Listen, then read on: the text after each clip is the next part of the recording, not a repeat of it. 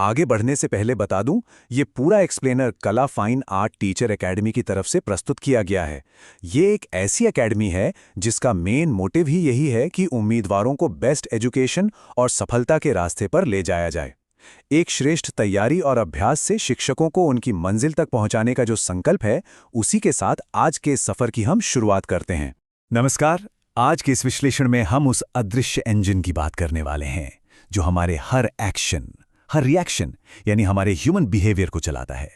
मनोविज्ञान की शुरुआत से लेकर बच्चों का विकास, बुद्धि के राज और हमारी पर्सनैलिटी के पहलू सब कुछ कवर करेंगे। तो बिना किसी देरी के इस रोचक सफर में सीधे उतरते हैं। खैर, शुरुआत वुडवर्थ के कमाल के कथन से करते हैं। उन्होंने कहा था, मनोविज्ञान ने सबसे पहले अपनी आत्मा का त्याग किया, फिर अपने मन को छोड़ा, फिर चेतना का त्याग किया और आज ये व्यवहार यानी बिहेवियर को स्वीकार करता है। सोचिए जरा, ये एक अकेला कोट अपने आप में पूरा इतिहास समेटे हुए है कि कैसे सदियों में इस फील्ड की पूरी परिभाषा ही बदल गई। तो आज की इस चर्चा का आउटलाइन बड़ा सीधा सा है। पहले हम मनोविज्ञान के इतिहास को टटोलेंगे, फिर बाल विकास के नियम और उसके प्रमुख सिद्धांतों को समझेंगे। उसके बाद बुद्धि के प्रकार और आखिर में व्यक्तित्व यानी पर्सनालिटी के अलग अलग रूपों पर बात होगी। चलिए आगे बढ़ते हैं। पहला पड़ाव है मनोविज्ञान का ऐतिहासिक सफर। यहां हम देखेंगे कि कैसे प्राचीन दार्शनिकों और आज के वैज्ञानिकों ने एक ही फील्ड को बिल्कुल अलग अलग नजरिए से देखा। अब यह सफर बड़ा ही दिलचस्प है। 16वीं शताब्दी में अरस्तु जैसे महान विचारक ने इसे आत्मा का विज्ञान माना। फिर 17वीं शताब्दी आई तो इटली के पोम्पोनाज़ी ने इसे मन या मस्तिष्क का विज्ञान कह दिया। 19वीं शताब्दी तक आते आते विल्हेम वुंट ने इसे चेतना यानी कॉन्शियसनेस से जोड़ दिया और आखिरकार 20वीं शताब्दी में वॉटसन ने इसे व्यवहार का विज्ञान बताया, जिसे हम आज भी मानते हैं। मतलब आत्मा जैसी अमूर्त चीज से शुरू होकर बात फाइनली मापे जा सकने वाले व्यवहार पर आकर टिकी। इस लंबे सफर में कई नई शाखाएं निकलीं और उनके दिग्गज सामने आए। अरस्तु को सामान्य मनोविज्ञान का जनक माना जाता है। वुंट भाई साहब को प्रयोगात्मक या आधुनिक मनोविज्ञान का पिता कहते हैं। एजुकेशनल साइड पर E.L. थॉर्नडाइक ने नींव रखी, जबकि डेवलपमेंटल साइकोलॉजी में जीन पियाजे का नाम सबसे ऊपर आता है। और हाँ, गॉर्डन ऑलपोर्ट ने व्यक्तित्व मनोविज्ञान का रास्ता खोला। इन्हीं महान दिमागों पर आज का पूरा फाउंडेशन टिका हुआ है।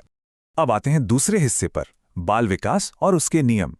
एक बच्चे का व्यवहार जन्म से लेकर आगे तक कैसे शेप लेता है, ये समझना सच में बहुत जरूरी और इंटरेस्टिंग है।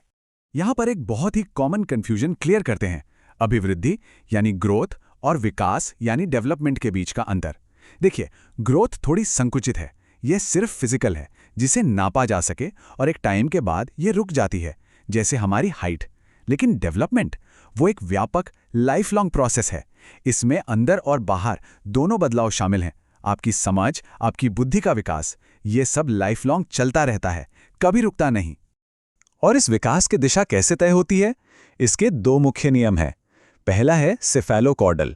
थोड़ा भारी शब्द है, पर इसका सिंपल सा मतलब है कि विकास हमेशा सिर से पैर की ओर यानी ऊपर से नीचे होता है। दूसरा है प्रोक्सिमोडिस्टल, जिसका मतलब है विकास सेंटर से शुरू होकर बाहर की दिशा में होता है। और इन सबकी नींव में होती है हमारी हेरिडिटी यानी वंशानुक्रम, जो इस पूरे डेवलपमेंट की ब्लूप्रिंट तैयार करती है। अब ये हेरिडिटी और माहौल का आपस में क्या कनेक्शन है, इसे वुडवर्थ के एक कमाल के फॉर्मूला से समझते हैं।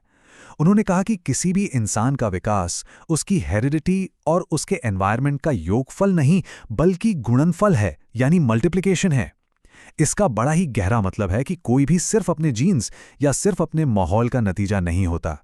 इन दोनों का आपस में मिलना जरूरी है। सोचिए, अगर इनमें से एक भी जीरो हो गया तो रिजल्ट बिल्कुल जीरो, डेवलपमेंट होगा ही नहीं।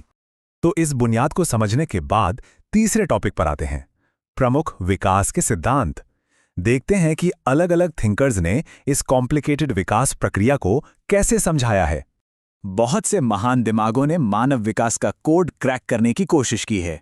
सिगमंड फ्रॉइड ने मनोविश्लेषणात्मक सिद्धांत दिया, जो बिल्कुल हमारे सबकॉन्शियस में घुसा हुआ है। एरिक एरिक्सन ने फोकस किया मनोसामाजिक पहलू पर। वहीं जॉन पियाजे का कॉग्निटिव यानी संज्ञानात्मक विकास का सिद्धांत तो शिक्षा जगत की बैकबोन माना जाता है। कोहलबर्ग ने हमारे नैतिक यानी मॉरल डेवलपमेंट को परखा और नोम चॉम्स्की ने भाषा पर जोर दिया। सभी ने अपने अपने एंगल से इस पजल को सॉल्व करने की कोशिश की है। अब जहां कॉग्निटिव डेवलपमेंट की बात निकली है, तो ये जानना लाजमी है कि हमारी इस सोचने समझने की शक्ति को, जिसे हम बुद्धि या इंटेलिजेंस कहते हैं, उसे कैटेगराइज कैसे किया गया है। तो चौथा विषय है बुद्धि के प्रकार और सिद्धांत। थॉर्नडाइक और गैरेट ने बुद्धि को 3 आसान हिस्सों में बांटा।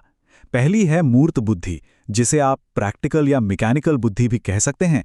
इसका डायरेक्ट कनेक्शन मशीनों और टूल से है। दूसरी है अमूर्त बुद्धि, जो टोटल एब्स्ट्रैक्ट है, जैसे किताबी ज्ञान, नए आइडियाज और इमेजिनेशन। और तीसरी है सामाजिक बुद्धि, जो ये तय करती है कि हम सोसाइटी में लोगों के साथ कितनी बखूबी घुलते मिलते हैं। बड़ा ही प्रैक्टिकल डिवीजन है ये। और जानते हैं रियल लाइफ में इनका क्या असर होता है। जिन लोगों में मूर्त बुद्धि यानी प्रैक्टिकल इंटेलिजेंस ज्यादा होती है, वो आगे चलकर बढ़िया इंजीनियर्स, कारीगर या खिलाड़ी बनते हैं। जिनमें अमूर्त बुद्धि होती है, वो विचारों की दुनिया में रहते हैं, जैसे दार्शनिक, शिक्षक या कलाकार। और जहां सामाजिक बुद्धि ज्यादा होती है, वहां से बेहतरीन राजनेता और समाज सेवक निकलते हैं। मतलब आपकी बुद्धि ही तय करती है कि आपका नेचुरल इंक्लिनेशन कहां होगा। अब एक बड़ा सवाल, क्या बुद्धि कोई एक सिंगल चीज है या अलग अलग क्षमताओं का झुंड? एल्फ्रेड बिने ने शुरुआत में कहा कि यह बस एक तत्व है, पर चार्ल्स स्पेयरमैन ने आकर इसे बदला और 2 फैक्टर थ्योरी दी, सामान्य और विशिष्ट। फिर थॉर्नडाइक ने मल्टी फैक्टर थ्योरी प्रस्तुत की, और आखिर में थर्स्टोन आए, जिन्होंने बताया कि बुद्धि दरअसल 7 प्राथमिक मानसिक योग्यताओं का एक ग्रुप फैक्टर है। जैसे जैसे समय बीता, इंटेलिजेंस को लेकर हमारी समझ भी कॉम्प्लेक्स और मैच्योर होती गई। अब ये सब कुछ जो हमारे अंदर चल रहा है, हमारी बुद्धि, हमारा विकास, जब ये सब दुनिया के सामने आता है तो क्या बनता है? हमारी पर्सनैलिटी।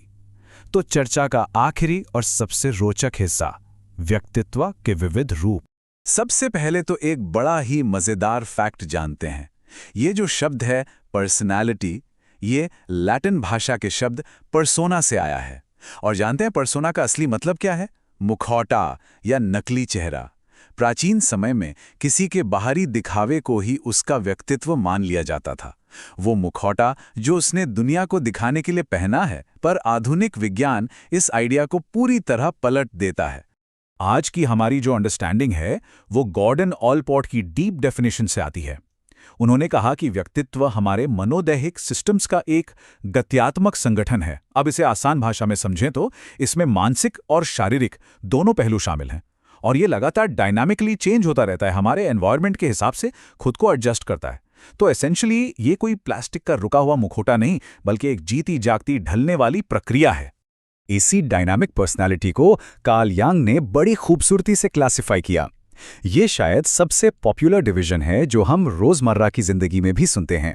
उन्होंने इसे 3 हिस्सों में बांटा। अंतर्मुखी यानी इंट्रोवर्ट्स, जिनकी एनर्जी अंदर की तरफ होती है। बहिर्मुखी यानी एक्सट्रोवर्ट्स, जो बाहरी दुनिया और महफिलों की शान होते हैं। और उभयमुखी यानी एम्बीवर्ट्स, जिनमें इन दोनों का एक गजब का बैलेंस होता है।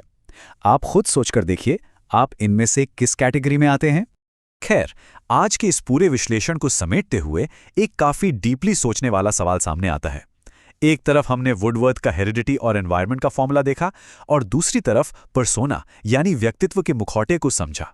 सोचने वाली बात यह है कि क्या हमारी पहचान का ये आकार हमारे जीन्स या हेरिडिटी तय करती है, या फिर इसका सच्चा रूप हमारा एनवायरनमेंट घड़ता है? इस नेचर वर्सेस नर्चर के दिलचस्प सवाल के साथ हम इस चर्चा को यहीं विराम देते हैं। सोचिएगा जरूर।